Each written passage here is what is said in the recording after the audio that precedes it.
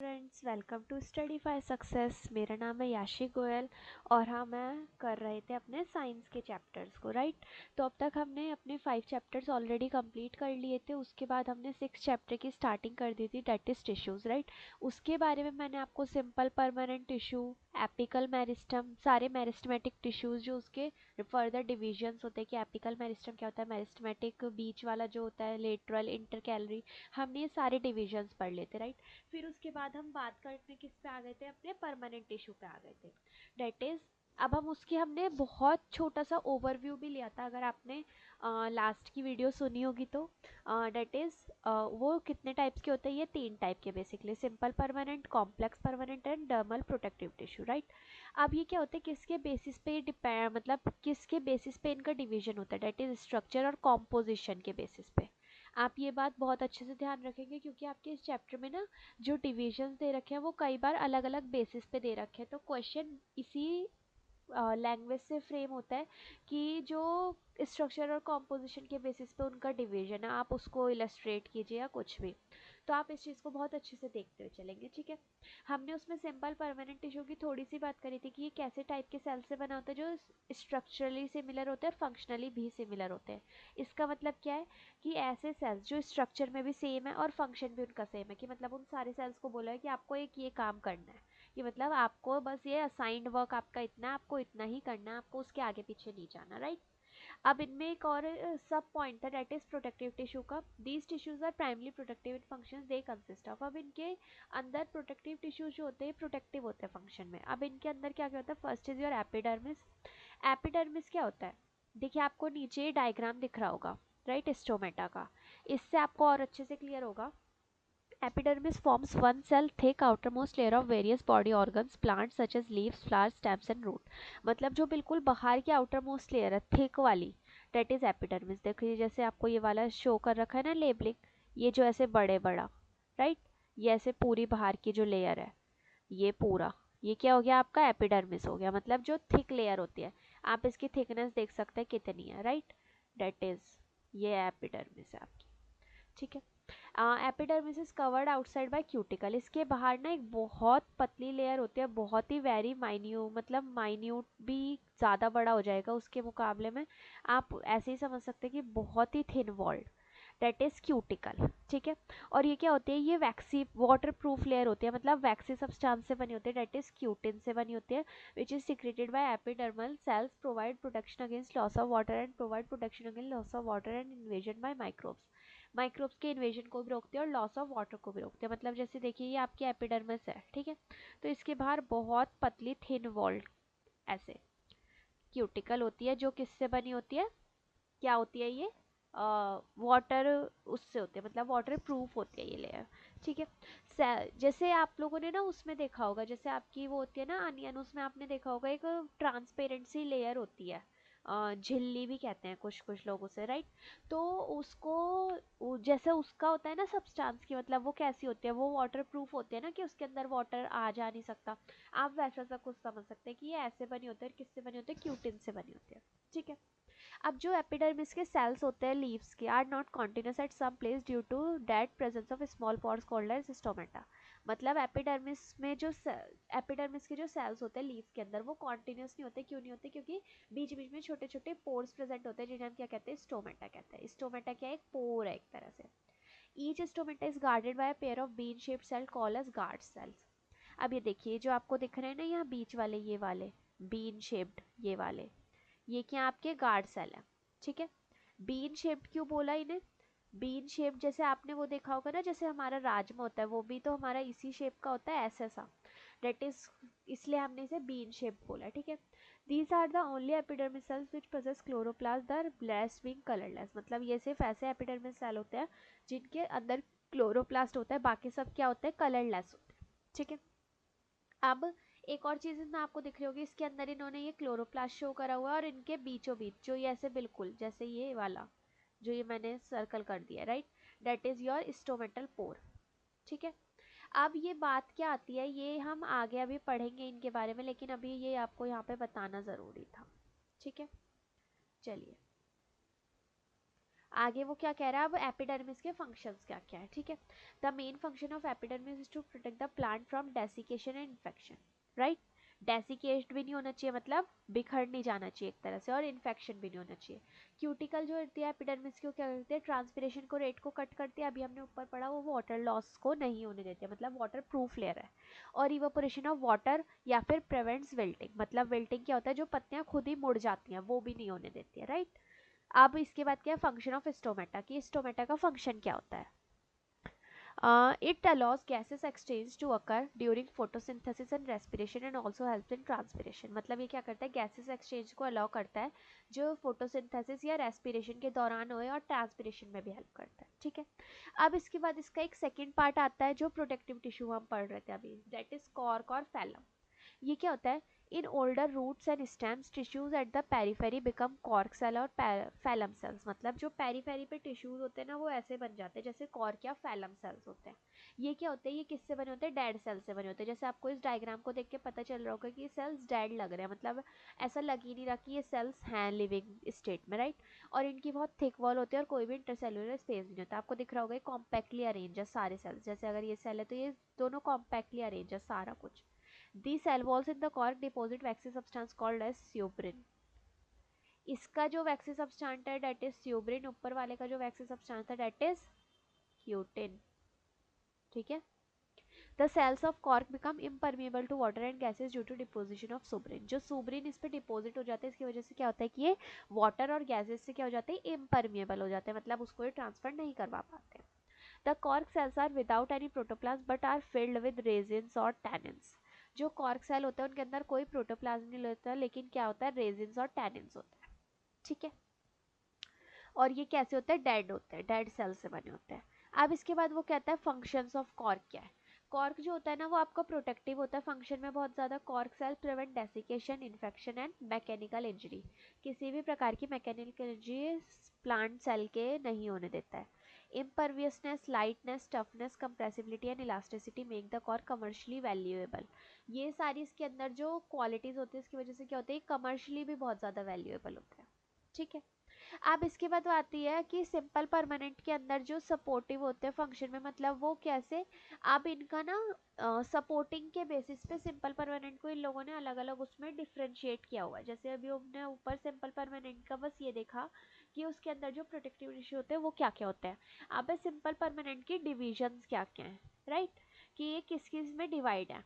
अब इनके तीन बेसिक टाइप्स हैं प्लांट टिश्यू के, जैसे सपोर्टिंग टिश्यू या सिंपल परमानेंट आप कह रहे हो। पहला है parenchyma, that is collenchyma, and then is sclerenchyma, ठीक है। अब आप इस चीज को ऐसे समझ सकते हो, ये तीनों टिश्यू ना ऐसे होते हैं कि ये ऐसे लाइन वाइज है, जैसे आपको डायग्राम में दिखा है। पैरेन्काइमा इज योर बिल्कुल लोएस्ट, मतलब जो सबसे इनिशियली होते हैं। फिर कोलेनकाइमा उससे थोड़े से एडवांस या एनहांस्ड कह सकते हो आप, और स्क्लेरेन्काइमा इज लास्ट वन, जो बिल्कुल ही एकदम टॉप लेवल वाले टिश्यूज होते हैं, राइट। अब पहले हम इनको पढ़ते हैं, फिर उसके बाद मैं आपको एक बहुत बेसिक सी ट्रिक बताऊंगी जिससे आपको ये बहुत अच्छे से याद भी रह जाएंगे, और इनके जो एग्जाम्पल्स वगैरह वो भी आपको बहुत अच्छे से याद रह जाएंगे, ठीक है। सबसे पहले देखते हैं हम पैरेन्काइमा, ठीक है। पैरेन्काइमा क्या होता है, it is the fundamental packing tissue. Fundamental packing tissue है ये, मतलब बिल्कुल इनिशियल वाला। Loosely packed thin wall cells होते हैं, ये लूजली है। ओवल होते हैं, स्फेरिकल होते हैं, स्ट्रक्चर में have large space between cells, मतलब लूजली पैक्ड होते हैं, जैसे आपको यहाँ पे दिख रहा होगा, राइट। इधर बीच में कितनी सारी स्पेस है। ओवल हो सकते हैं, स्फेरिकल हो सकते हैं स्ट्रक्चर में, और बहुत सारा स्पेस होता है बीच में। Cells wall mainly composed of cellulose and protein. Cell wall किसकी बनी होती है, सेल्यूलोज और प्रोटीन की, इट इज प्रोटीन, ठीक है। Large central vacuole for food and water storage, बीच में एक बहुत बड़ा सेंट्रल वैक्यूल भी होता है जो फूड और वाटर की स्टोरेज कराता है। इसका प्राइमरी फंक्शन क्या है, फूड स्टोरेज एंड पैकिंग। ये आपको याद रखना है कि इसका प्राइमरी फंक्शन क्या है, फूड स्टोरेज एंड पैकिंग।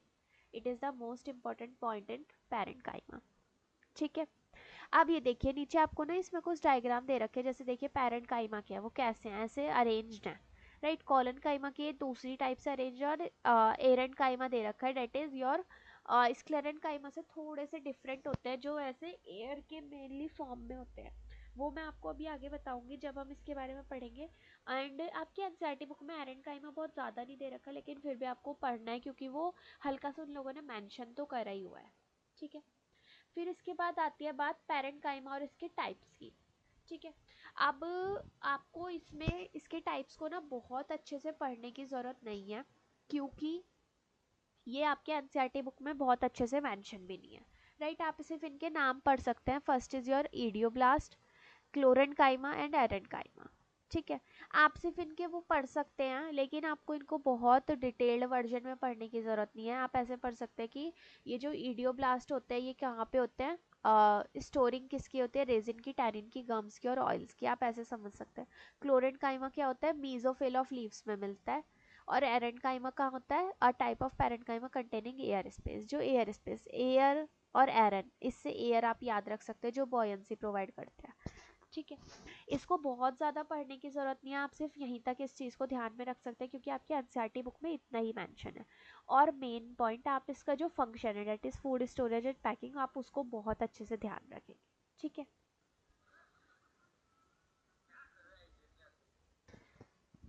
अब इसके बाद क्या आता है आपका second type of tissue, that is collenchyma. ये क्या होता है, लिविंग मैकेनिकल टिश्यू होता है। मेक श्योर आप इस वर्ड को बहुत अच्छे से देखें, क्योंकि जो आपका आगे स्क्लेरेन्काइमा आएगा ना, that is your dead mechanical tissue. ठीक है। तो आप इस बात को बहुत अच्छे से समझिएगा, कॉलनकाइमा क्या होता है, लिविंग मैकेनिकल टिश्यू होता है। ठीक है। देखिए जैसे इसका ये डायग्राम दे रखा है, कॉर्नर्स इसके थिक बता रखे हैं और इंटरसेल्यूलर स्पेस नहीं है, right. Elongated sales with thick corners, मतलब सेल्स बहुत बड़े बड़े होते हैं और कॉर्नर बहुत थिक होते हैं। Localise cellulose and pectin thickening, मतलब प्रोटीन थिकनिंग बेसिकली, ये टी है यहाँ पे। ठीक है। मतलब सेल्यूलोज लोकलाइज्ड होता है और थिकनिंग होती है। ठीक है। फिर provides flexibility to plant parts and easy bending of various parts of plant, मतलब ये फ्लेक्सिबिलिटी पर प्रोवाइड करता है और बेंडिंग को भी इजी करवा देता है प्लांट के अलग अलग पार्ट्स की। कुछ क्लोरोप्लास्ट भी इसमें प्रेजेंट हो सकते हैं। ये मैकेनिकल स्ट्रेंथ देता है और इलास्टिसिटी देता है बढ़ती हुई स्टेम्स को। और इनके पास बहुत ही कम या बिल्कुल भी नहीं इंटरसेल्यूलर स्पेस होते हैं, मतलब बिल्कुल कम या बहुत ही नहीं। ठीक है। फिर इसके बाद इसके थोड़े फाइबर्स की यहाँ पे बात करी गई है कि ये composed of extremely thick walled cells, no or little protoplasm. Cells dead होते हैं या फिर बहुत थिक लिग्निफाइड वॉल्स होते हैं इनकी। Light lignin is water proofing material, मतलब जो लिग्निंग होता है वो ऐसे वाटर प्रूफिंग मटेरियल होता है, इंटरसेल्यूलर एब्सेंट होता है। ये अभी हमने देख लिया था, राइट। अब लेकिन इसमें बात आती है अब स्क्लेरेन्काइमा क्या होता है, राइट। अब ना इसमें आपको ऐसे समझना चाहिए कि जो ये होता है ना आपका कॉलनकाइमा, कॉलनकाइमा से ज़्यादा स्क्लेरेन्काइमा में होता है, ऐसे थिकनिंग ज़्यादा होती हैं, राइट। और बहुत ज़्यादा मैकेनिकल प्रोवाइड, मतलब मैकेनिकल स्ट्रेंथ बहुत ज़्यादा देता है ये, और डेड सेल्स भी होते हैं। तो आप इस चीज़ को ऐसे याद रख सकते हैं, कॉलनकाइमा का ना एक एडवांस्ड वर्जन है स्क्लेरेन्काइमा। ठीक है। अब स्क्लेरेन्काइमा का देखते हैं। ठीक है। अब इसमें क्या होता है, ये बेसिकली टू टाइप्स के होते हैं। First is your sclereids and second is your fibres. ठीक है। स्क्लेरेट्स एंड फाइबर्स। स्क्लेरेट्स क्या होते हैं, ये होते हैं ग्रिट सेल्स या स्टोन सेल्स भी बोलते हैं हम इनको। अभी मैंने आपको क्या बोला कि स्क्लेरेन्काइमा कैसे होता है, it is dead mechanical tissue, right, जो मैकेनिकल स्ट्रेंथ प्रोवाइड करता है। अब डेड है और मैकेनिकल स्ट्रेंथ भी प्रोवाइड कर रहा है, और प्लस कॉलनकाइमा से ज़्यादा भी स्ट्रेंथ देगा, राइट। कॉलनकाइमा से ज़्यादा स्ट्रेंथ देगा स्क्लेरेन्काइमा। अब इसका क्या मतलब हुआ कि ये बहुत ज़्यादा हार्ड होंगे। अब स्टोन से ज़्यादा हार्ड तो नहीं होगा ना। तो आप इस चीज़ को ऐसे याद रख सकते हैं। इसका ना मेन आपको ना एक बहुत अच्छी ट्रिक मैं अगर आपको बताऊं, तो आप इस सब चीज़ों को ना ऐसे याद रख सकते हैं, जो भी उनके कैरेक्टरिस्टिक्स है ना उसको उससे लिंक करने की कोशिश कीजिए, राइट। जैसे ही आप उसको उससे लिंक करने की कोशिश करेंगे ना, आपको बहुत इजी वे में, बहुत अच्छे निमोनिक्स के साथ, प्लस बहुत अच्छी अंडरस्टैंडिंग के साथ आपको वो सारा कुछ समझ आएगा। ठीक है। जैसे मैंने स्टार्टिंग में आपको ये समझाया, पैरेन्काइमा, कॉलनकाइमा एंड लिस्करेन्काइमा, राइट। मैंने क्या बोला, पैरेन्काइमा सबसे पहले वाले हैं, राइट। तो आप पी से पी, पहले P and parenchyma, right. Sclerenchyma मैंने कॉलनकाइमा से ज़्यादा बोले, यानी कॉलनकाइमा जो होगा उससे बढ़ के ही होंगे स्क्लेरेन्काइमा, ऑब्वियस सी बात है। अब ये डेड मैकेनिकल टिश्यू है तो क्या होंगे, स्ट्रेंथ भी प्रोवाइड कराएंगे और स्टोन सेल्स भी कहते हैं इन्हें। मतलब हर एक चीज़ को ना ऐसे लिंक कर करके जब आप पढ़ोगे ना, यू विल सी कि मतलब आपको बहुत ज़्यादा कुछ ना कभी भी बैठ के पढ़ना नहीं पड़ रहा है, मतलब बायोलॉजी एक ऐसा सब्जेक्ट है, लोगों को लगता है कि हमें इसे बहुत ज़्यादा याद करना है, लेकिन मुझे अपने लेवल पे ये लगता है कि आपको बायोलॉजी को ना याद नहीं करना। सिर्फ आप उसको अगर एक बार समझ लेते हो ना, आपके वो माइंड में छप जाती है फिर वो बात। और फिर उसके बाद आपको कभी ऐसे नहीं होगा कि मुझे बैठ के स्पेशली बैठ के उस चीज़ को याद करना पड़ रहा है। एक बार आपने समझ लिया, उसके बाद आप रिवीजन भी करोगे ना, एक आपको बहुत ईजी होगा कि मुझे बहुत ज़्यादा कुछ नहीं करना पड़ रहा, राइट। अब क्या होता है, ये स्मॉल सेल्स होते हैं। जो ल्यूमिन होता है वो भी बहुत छोटा होता है। क्यों छोटा होता है? स्टोन सेल्स है, कॉम्पैक्टली पैक है, तो ल्यूमिन क्या होगा? छोटा होगा। ऑब्वियस सी बात है। हायर थिकनिंग होंगे। कॉलन काइमा में कैसी थिकनिंग थी जो हमें हमने ऊपर देखा? देखिए, देखिए, थोड़ी थिक कॉर्नर्स थे। तो स्क्लेरन काइमा में और ज़्यादा थिक कॉर्नर्स होंगे। सेल वॉल या फिर थिकनिंग ज़्यादा है, right. Present in drupe fruit, drupe fruit के अंदर प्रेजेंट होते हैं। अब बात आती है ड्रूप फ्रूट क्या होता है। ये सारी जो अलग अलग इनके डिविजन है, ये सारा कुछ अभी आप 11th क्लास में पढ़ने वाले हो कि ये कैसे हो। लेकिन आप अभी के लिए इसको ऐसे याद रख सकते हैं, जो भी फ्रूट ऐसे होते हैं ना जिनके अंदर एक हार्ड सब्सटेंस मिलता है, that is your drupe fruit. ठीक है, तो आप इस चीज़ को ऐसे समझ सकते हैं, जिनका हार्ड अंदर का कोई सब्सटेंस होता है या बाहर का कुछ। जैसे मैंगो के केस में क्या होता है, जो मैंगो का अंदर का सीड होता है दैट इज हार्ड। कोकोनट में क्या होता है, बाहर का भी हार्ड होता है कभी कभी, जो ये आपको इस वाले डायग्राम में दिख पा रहा होगा, देखिए ये वाला, राइट। और एक क्या है, वॉलनट। अब वॉलनट क्या है, बाहर से हार्ड होता है। लेग्यूम सीड्स जो होते हैं वो भी मैक्रोस्केलेटेड। ये सारे इसके एग्जाम्पल हो गए। आप इसको भी ऐसे याद रख सकते हैं, जैसे इनके अंदर बाहर कुछ ना कुछ स्टोन जैसा कुछ प्रेजेंट है, राइट। मैंगो के अंदर का जो सीड है वो कितना स्टोनी होता है, तो आप इसको ऐसे याद रख सकते हैं। मेन फोकस इस बात पे करना है कि कैसे हमें सारी चीज़ों को ना इजी करके लेना है। ज़रूरी नहीं है आपके सामने हर चीज़ हमेशा इजी आएगी। अभी आपके लिए ये सारा कुछ है, लेकिन जब आप आगे और क्लासेस में जाएंगे बहुत सारा कुछ होता है कि एक चैप्टर में आपको 50-50 70-70 निमोनिक्स भी याद करने पड़ सकते हैं। लेकिन अगर आपने वो चीज़ इजी करके ली हुई है ना, तो वो आपको टफ नहीं पड़ेगा, राइट। अब इसके बाद बात आती है इसमें फाइबर्स की। फाइबर क्या होते हैं? दे आर वेरी लॉन्ग, बहुत लंबे होते हैं, नैरो होता है, थिक होता है, लिग्निफाइड सेल्स होते हैं। Lumen is large as compare to sclereid. अब ये जो दो टाइप के होते हैं ना, स्क्लेरिड के कंपैरिजन में इसका जो ल्यूमेन होता है वो बहुत बड़ा होता है, जनरली 1 to 3 mm लॉन्ग होता है ये। In the thick walls of both the fibers and sclera are present thin areas called as pit। जो इनकी ये थिक वॉल्ड होती है ना, इसमें दोनों तरफ क्या होता है, बहुत पतली पतली क्या प्रेजेंट होती है, थिन एरिया प्रेजेंट होता है, जिसे हम क्या कहते हैं, पिट कहते हैं। ठीक है। अब इसके बाद आती है स्क्लेरेंकाइमा फाइबर्स की बात की, मतलब इसका एक तरह से यूज वगैरह बता रखा है इन लोगों ने। ये किस में यूज होता है?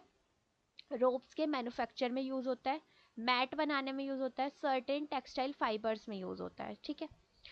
Jute and coir are obtained from the thick bundle of fibres. ये सारा कुछ आपने सुना होगा कि जो वो होता है ना, पेड़ के तने वगैरह हो गए, या फिर जो आपका नारियल होता है उसका जो बाहर का वो होता है ब्राउन आउटर शेल, जो ऐसे रस्सी जिससे बनते हैं, राइट। आपने देखा होगा वो नारियल की रस्सी भी बुलाते हैं उसे। तो मतलब वो क्या होता है, सारे कुछ इनसे बनते हैं, और ये सब क्या होता है, स्क्लेरेंकाइमा फाइबर्स होते हैं, मतलब जो डेड हो चुके हैं फाइबर्स, लेकिन मैकेनिकल स्ट्रेंथ दे रहे हैं। वो रस्सी कितनी मजबूत होती है ना अपने आप में। तो आप इन सब चीज़ों को ऐसे लिंक कर करके पढ़ेंगे ना, तो आपको बहुत ईजिली मेमोराइज होगा। ठीक है।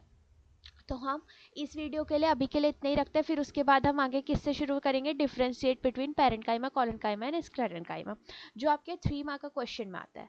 ठीक है। आई होप आपको सबको ये सारा कुछ समझ आया होगा। That's all for now, thank you so much all of you.